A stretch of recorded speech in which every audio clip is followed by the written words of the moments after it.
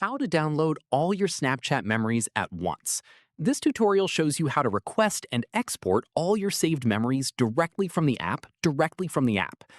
First, open Snapchat and tap on your profile icon at the top left. After that, tap the settings icon at the top right to open settings. From there, scroll down and under privacy controls, tap on My Data. Right here, tap on the first option to select the data you want to include. Next up, you'll see a list of toggles. Find Export Your Memories, which is the very first one, and make sure it's toggled on. Moving on, turn off everything else so only your memories are selected. From here, tap on Request Only Memories to proceed. After that, select your preferred date range for the memories you want to download.